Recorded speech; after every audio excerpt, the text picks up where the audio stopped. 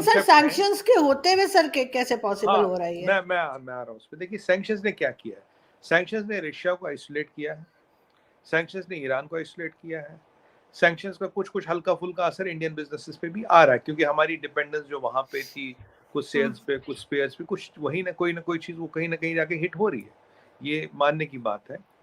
अब इंडिया ने एक कॉन्सेप्ट लाया था 2002 में, जिसकी फाउंडेशन रखी थी, और जो फिर मोदी जी के आने के बाद ये फिर ठंडे बस्ते में पड़ गया था। जब तक मोदी जी आए थे एज यूजुअल काफी चीजें हुई ठंडे बस्ते में थी।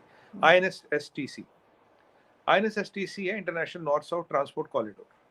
ये 7200 किलोमीटर का कॉरिडोर है, बॉम्बे से शुरू होगा और सीधा रशिया ईरान होते हुए जाएगा ये बाकू। बाकू वहां से ये आगे प्रपोज था कि आगे ये वहां से यूरोप जा सकता है। इससे क्या कर सकते हैं, इससे आपका एक डायरेक्ट लिंक बनता है, जिसमें ट्रेन भी होगी, जिसमें रोड भी होगी, जिसमें शिप भी होगा। 2 ईरानियन पोर्ट्स इन्वॉल्व है और 2 या 3 रशियन पोर्ट्स भी इन्वॉल्व है इसमें। और ये 7200 किलोमीटर लंबा है। इससे 2-3 एडवांटेज है। पहले, you don't have to go through Suez canal and all, you can directly have a use road, rail and ship all together and get your things into India. तो एक डायरेक्ट एक्सेस बन जाएगा आपका central Asia के साथ, central Asia से Persian gulf के warm waters of Persian gulf. और इसको हम मतलब ये सारी चीजें मिली हुई है। यहाँ पे ये क्या देखा है हमने कि ये जो कॉरिडोर है, इसमें 2-3 एडवांटेजेस है। पहली बात, जो ट्रांजिट टाइम है कंसाइनमेंट का, वो करीब करीब आधा हो जाता है। मतलब 55% टाइम में आप कंसाइनमेंट आपकी रशिया से बॉम्बे पहुंच जाती है। दूसरी बात, इसमें सैंक्शंस वगैरह का कोई फर्क नहीं पड़ता, शिपिंग लाइंस है नहीं है, इसमें 2 कंट्री इन्वॉल्व है मेनली अभी, ईरान इन्वॉल्व है और मेनली अपना रशिया इन्वॉल्व है। रशिया और इंडिया के साथ ट्रेडिंग का ये लाइफ लाइन है, और आने वाले टाइम में ये भी प्रावधान है कि इसी लाइन से हम शायद गैस पाइपलाइन भी लिए। आपको याद है गैस पाइपलाइन वगैरह आने की पहले कोशिश हुई थी, उसको ईरान से आ रही थी, उसको what you call this, Pakistan ने रोक दिया, पाकिस्तान ने आने नहीं दिया। तो ये सारी चीजें ये है। इसमें एक और चीज जो इम्पोर्टेंट है, इस कॉरिडोर के थ्रू ऑलरेडी एक कंसाइनमेंट, आपको याद होगा, एक कुछ महीने पहले, 2-3 महीने पहले पहली कंसाइनमेंट आ भी गई, मुंबई पहुंच गई। तो corridor is up and running. हाँ, अभी फुल फ्लेजेड नहीं बना, कुछ रेल लिंक्स बनने हैं, कुछ 1000 किलोमीटर की सड़क बननी है, 3300 किलोमीटर की सड़क है, कुछ और बननी है, कुछ चीजें अपग्रेड होनी है। अब जो जो भी सैंक्शन लगी है, सैंक्शंस के मद्देनजर 2 चीजें हुई, जो अल्टरनेट रूट्स थे भी आने के, 2 लंबे थे। और यहाँ एक और चीज बताऊं, यहाँ हर 15 टन फ्रेट पे आप करीब करीब $2500 बचाते हैं। तो करीब करीब $200 पर टन फ्रेट भी सस्ती पड़ती है। टाइम आधा, फ्रेट सस्ती, डिपेंडेंस किसी पे नहीं। ये INSSTC जब मोदी जी आए थे तो इसको रिवाइव करने पे इस पे गए थे वो। उन्होंने उज्बेकिस्तान से, आपको याद होगा, 2-2.5 साल पहले एक $440 मिलियन की डील भी की थी उज्बेकिस्तान के साथ। इस चीज को रिवाइव करने की पूरी कोशिश की गई, पूरा जोर डाला गया, और अभी ये हमारे लिए लाइफलाइन साबित हुई है। ये जो रूट है, ये हमारे लिए लाइफलाइन साबित हो रहा है और हमें यहाँ तक माल लाके दे रहा है। तो ये एक स्ट्रेटेजिक डिपेंडेंस जो ट्रेडिशनल रूट से हटाता है। इसको हम इस नजरिए से भी दे सकते हैं, जब अब जो सैंक्शंस लगी हैं, तो रशिया और ईरान की एक मंशा है। Concept is front shoring. Front shoring का मतलब है कि आप अपने दोस्तों के साथ व्यापार करो, सप्लाई चेन्स को डाइवर्ट करो, अपने मार्केट को डाइवर्ट करो। अगर आपको याद होगा, मैं आपके पहले कभी डिबेट्स में कह रहा था, मैंने कहा कि देखिए 3 पावर है अभी, इंडिया, यूएस और चाइना। हर दुनिया में हर एक को अपनी इकोनॉमी कहीं ना कहीं जोड़नी पड़ेगी। अब चाइना का तो खैर आप जानते हो कहानी क्या है क्या नहीं है, सब पता ही है। अब US already, you know, everything is clear in the open. अब बचता है इंडिया। रशिया इंडिया का बहुत बड़ा ट्रेडिंग पार्टनर बनता जा रहा धीरे धीरे। अब आप ऑयल की बात करें, आप क्रूड की बात करें, आप कोल की बात करें, धीरे आप फर्टिलाइजर्स की बात करें, तो रशिया काफी बड़ा पार्टनर बन गया है। ईरान चाहता मेरा भी इंडिया के साथ एक्सेस हो, क्योंकि जो आपको मार्केट चाहिए और जो सप्लायर चाहिए, दोनों आपको चाहिए होते हैं बिजनेस में, मार्केट भी सप्लायर भी। तो ये दोनों चीजें कहाँ से आई? कौन सी ऐसी बड़ी इकोनॉमी, कौन सी ऐसी बड़ी कंट्री है जो आपको ये चीजें दे सकती है? तो जाहिर सी बात है, इसमें 2 नाम आते हैं। अब चाइना का ऑप्शन है नहीं, और फिर इंडिया आता, और बिना सैंक्शंस को छुए, छुए हुए सैंक्शंस के, आप भाई शिपिंग लाइन नहीं आएगी, ब्लैक सी में काफी मतलब खतरनाक हो गया आज के डेट में शिपिंग करना, बिकॉज ऑफ द रशियन यूक्रेनी वॉर एंड ऑल दैट। तो कौन सी ऐसी चीज़ है जो बिना छुए आपको बहुत बड़े मार्केट और बहुत बड़े सप्लायर बेस से कनेक्ट करती है, वो ये है। तो ईरान और चाइना अब ये कर रहे हैं। अब देखिए, अब चाइना में भी यही हो रहा है, ईरान और सॉरी रशिया ये कर रहे हैं, अब चाइना में भी यही हो रहा है। चाइना क्या कर रहा है? चाइना के साथ लोग अपना हिसाब किताब हटा रहे हैं। अब यूएस भी ऑफिशियली सेक्रेटरी ऑफ स्टेट भी कह रहा है कि भाई हमें जो अपनी सेक्रेटरी ऑफ कॉमर्स भी कह रहे हैं कि हमें अपनी जो फ्रेंडली ऑफशोरिंग है वो इंडिया करनी है, कि इंडिया से हमें कहीं ना कहीं जाके माल खरीदना है, कहीं ना कहीं जाके मार्केट डेवलप करनी है, सप्लाई डेवलप करनी है। ये मैं आपको कह रहा था कि delinking of supply chains will happen from China, it's a matter of time. अब सर यहाँ ये हमने तो दो जी जी सर एक लाइन बस जोड़ूंगी, हमने तो ये भी सुना था कुछ टाइम पहले कि इंडिया कोशिश कर रहा है कि ईरान पे से सैंक्शंस हट जाएं, जी और मैं आ रहा हूँ, उसको लेकर भी जी बिल्कुल यही बात की जा रही थी जी। मैं आ रहा हूँ उस पर।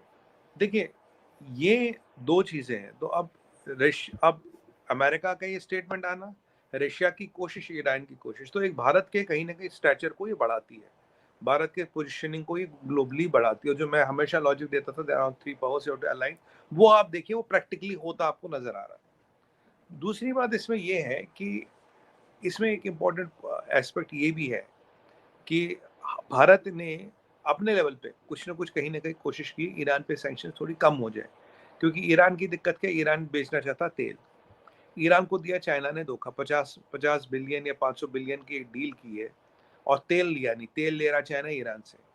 और अभी देखिए चाइना सऊदियों के पास भी पहुंच गया, चाइना सऊदियों के पास पहुंच गया, तो ईरान का तो इधर से भी पत्ता कटा, उधर से भी पत्ता कटा, ईरान भी परेशान है।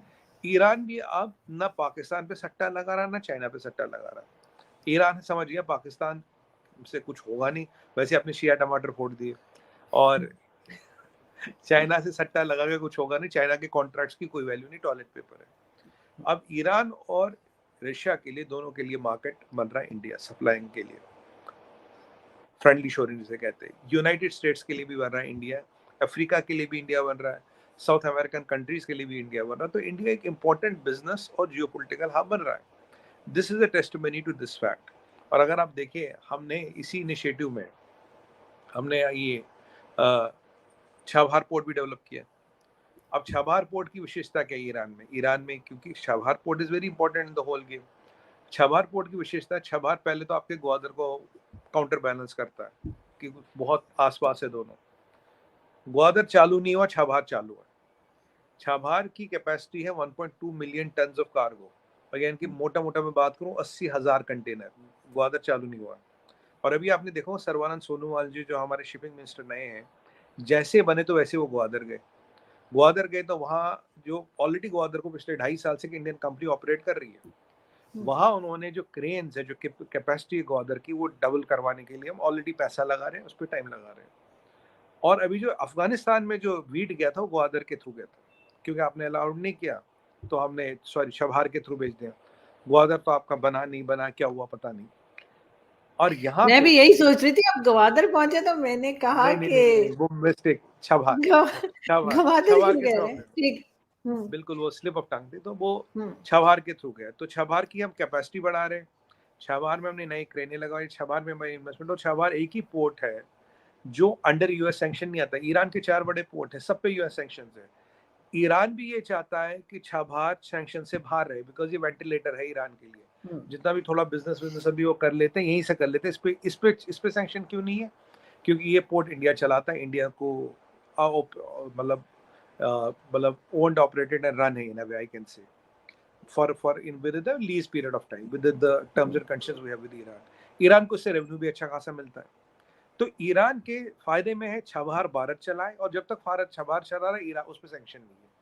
तो Chabahar has become very important role. अगर आपका ग्वादर बना नहीं, ग्वादर नहीं बना तो सीपक नहीं बना, सीपक नहीं बना ग्वादर में, ग्वादर नहीं बना तो सीपक नहीं बना तो ओबीआर नहीं बना। और जो उसमें पैसे लगे थे सीपक में, वो तो सारे डूब गए, वो सारे पैसे तो डूब गए। तो यहाँ आप कंपैरिजन देखिए, यहाँ आज छाभार था, आज INSSTC का कॉन्सेप्ट था, और इसीलिए उसी चीज को डेवलप किया जा रहा है। मतलब हमें कहीं ना कहीं ये फोरसाइट थी, विजन थी कि कभी ऐसी दिक्कत हो सकती है where we need a direct link to central Asia, और आगे हमें अपना इन्फ्लुएंस बनाना है, हमें सेंट्रल एशिया तक जाना पड़ेगा। उस इन्फ्लुएंस को हम कहीं कम नहीं कर सकते। दोस्तों, अमेरिका समेत पश्चिमी देशों के साथ चल रहे तनाव के बीच रूस और ईरान ने एक मास्टर स्ट्रोक चल दिया है। इन दोनों देशों ने पश्चिमी देशों के प्रतिबंधों की काट के लिए लगभग 25 अरब डॉलर की लागत से 3000 किलोमीटर लंबे रास्ते का खाका तैयार किया है। यह रास्ता रूस के व्यावसायिक केंद्र सेंट पीटर्सबर्ग को भारत की आर्थिक राजधानी मुंबई को जोड़ेगा। ये जमीनी और समुद्री रास्ता सेंट पीटर्सबर्ग से मॉस्को और अस्त्रखान से कैस्पियन सी के रास्ते ईरान पहुंचेगा। इसके बाद ईरान की राजधानी तेहरान और भारत के बनाए चाबहार पोर्ट से होते हुए ये सामान मुंबई बंदरगाह तक पहुंचेगा। इस रास्ते के नहीं होने पर अब तक भारत का सफर तय करने के लिए रूसी सामानों को 14,000 किलोमीटर का सफर करना होता था और लगभग 40 दिन का समय लगता था। ये पूरा प्रोजेक्ट रूस और ईरान के लिए बेहद अहम है, जो पश्चिमी देशों के प्रतिबंधों की मार झेल रहे हैं, और यही वजह है कि ईरान भी चाबहार पोर्ट से लेकर तेहरान तक अपने रेल मार्ग का विस्तार कर रहा है। वहीं रूस चर्चित वोल्गा नदी को अजोग के समुद्र से जोड़ने के लिए लगभग 1 अरब डॉलर खर्च कर रहा है। इसके लिए नहरों को चौड़ा किया जा रहा है, जिससे अब साल भर मालवाहक जहाज आ जा सकेंगे। अब रूस और ईरान का जो ये गठजोड़ है वो कहीं ना कहीं भारत के लिए काफ़ी फायदेमंद है, और उनको लगता है कि जिस तरह से भारत एशिया की एक अच्छी खासी उभरती अर्थव्यवस्था है, तो रिश्ते कहीं ना कहीं उसके साथ मजबूत करने ही होंगे, और इस रास्ते के खुलने से अमेरिकी प्रतिबंधों का कोई असर नहीं रह जाएगा। वीडियो को लाइक करें, शेयर करें, और चैनल पर अगर नए हैं तो चैनल को सब्सक्राइब ज़रूर करें।